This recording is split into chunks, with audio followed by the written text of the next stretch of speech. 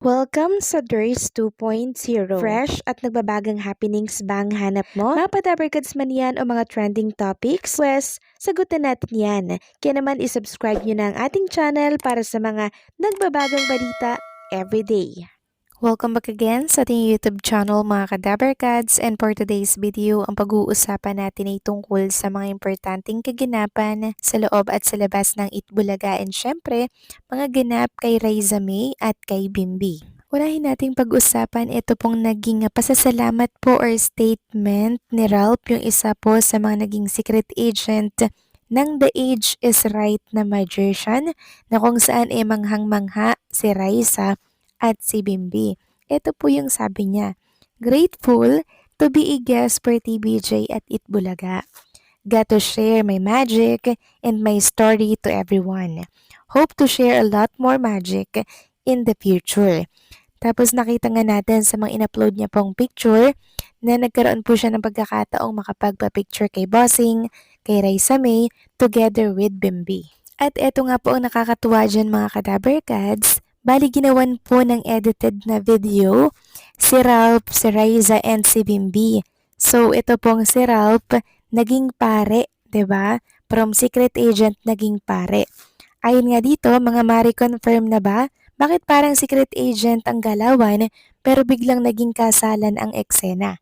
Si Bimbi na naka-pink ang groom, si Ralph promote from secret agent to pari, at si Raisa may ready na sa I do kahit rehearsal pa lang. So biglang nakasuot na po sila ng mga pangkasal mga kadabarkads, and sobrang nakakaaliw talaga yung mga edited picture na lumalabas sa social media. Kaya madalas maging mapanuri po tayo mga kadabarkads dahil napakadali at napakabilis na lamang pong mag-edit ng picture. Katulad po ng picture na to mga kadabarkads na kung saan nakita ko lamang din po dito sa YouTube. Makikita nga dito sa picture na nag-kiss po si Bimbi kay Raisa May Dizon. Pero lilinawin ko lamang po, wala pong ganitong kaganapan mga kadabarkads. AI lamang po ito, edited lamang ito. Samantalang pag-usapan naman natin ang big reveal ng TBJ and syempre ni Jack Salvador na handler po ni Bimbi. So kagabi nga po mga kadabarkads, naglabas po sila ng mga video po ni Raisa at ni Bimbi, kaya naman puyat na naman po ang mga dabarkads kakaantay sa mga paayuda mula po sa Itbulaga at kay Jack Salvador. Sa mga video na yun mga kadabarkads, nakapokus po yun sa kulitan ni Raisa May Dizon and ni Bimbi, na kung saan nakita nga natin yung harutan po nila, yung lambingan po nila mga kadabarkads, and doon nga po ako natawa sa akmang bubuhatin or kakargahin ng akma po ni Raisa May Dizon. Ito pong si Bimbi, alam naman natin na sobrang laki po at sobrang bigat din ni Bimbi. Kaya imposibleng mabuhat po yun ni Raisa May. Kaya naman ang nangyari, amba lamang po mga kadabarkads. Pero akma na pong aakyat or bababa na sana itong si Bimbi. Pero nauwi po sa tawanan ng eksenang iyon dahil napaka-imposible nga namang pong mabuhat at makaya ni Raisa si Bimbi. May eksena din dyan sa live mga kadabarkads na kung saan nakabakhag po itong si Bimbi kay Raisa May. Super sweet talaga nila together mga kadabarkads. Sobrang cute lang nilang pagmasdan. Kaya naman hindi natin masisisi ang mga dabarkads natin na televiewers kung bakit sila po ay sobrang nauhook sa tambalan ni Raisa May at ni Bimbi. At dahil nga po sa inilabas ng handler at ng TBJ, may write-ups po agad na lumabas ukol dito. Ayon dyan, grabe Raisa at Bimbi, sobrang sweet, hindi na mapigilan dahil dito. Patuloy na pinag-uusapan sina Bimbi Aquino at Raisa May Dizon dahil sa natural nilang samahan tuwing nagkakasama sila sa Itbulaga.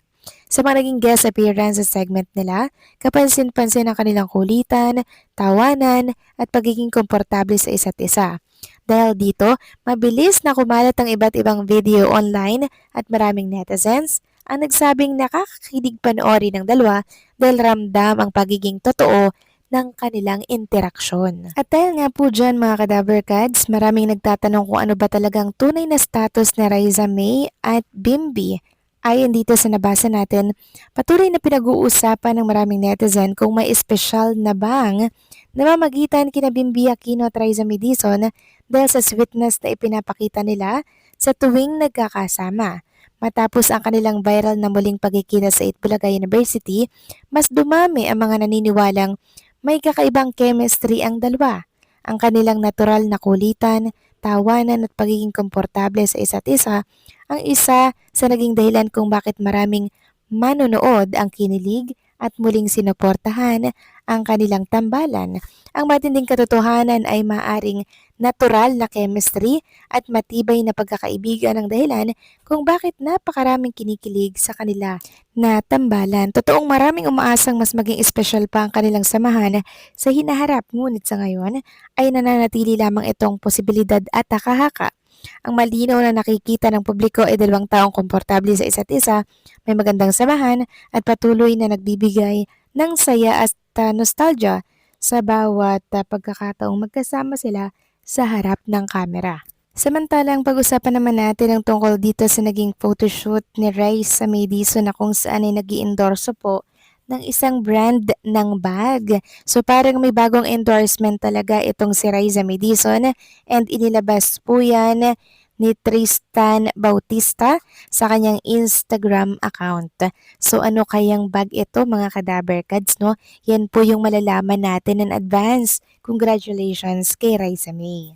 Samantalang pag-usapan naman natin mga Kadaberkads ang tungkol naman po sa katanungan ng mga netizen. Bakit daw po matagal nang wala si Ryan Agoncillo sa Itbulaga at kung tinanggal or inalis na daw ba ito sa Itbulaga?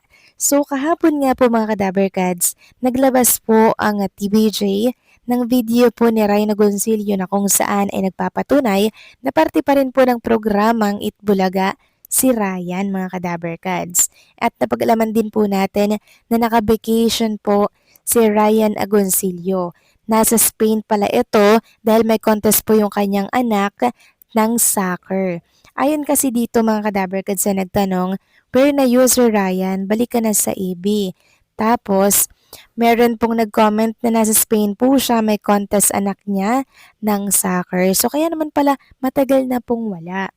Ito pong si Ryan sa Itbulaga kasi suportado po niya yung kanyang anak na may contest po sa ibang bansa. Pero for sure, pagtapos po ng contest na yan, balik Itbulaga na po ulit si Ryan. Malabo pong alisin niya sa Itbulaga kasi isa po si Ryan Agoncillo sa talaga namang mahuhusay na host ng Itbulaga. At every time po mga Kadaberkads na matindi at seryoso yung usapan, si Ryan Agoncillo po yung isinasabak at pinopronta po ng Itbulaga kasi kilala po nila si Ryan Agoncillo kung paano po siya makipag-interact sa mga special guests dito po sa Itbulaga. Kaya malabong tanggalin yan. Mahusay na host yan mga Kadaberkads. Kaya naman antayin na lang natin yung pagbabalik muli ni Ryan Agoncillo dito po sa Itbulaga. Ang importante naman dito, alam na po natin kung ano ba yung dahilan kung bakit hindi natin siya nakikita sa Itbulaga. Kaya wag na po kayong mag-alala dyan, okay? So paano mga Kadaberkads, hanggang dito na lamang po ang update natin at maraming salamat po sa inyong patuloy na pagsuporta.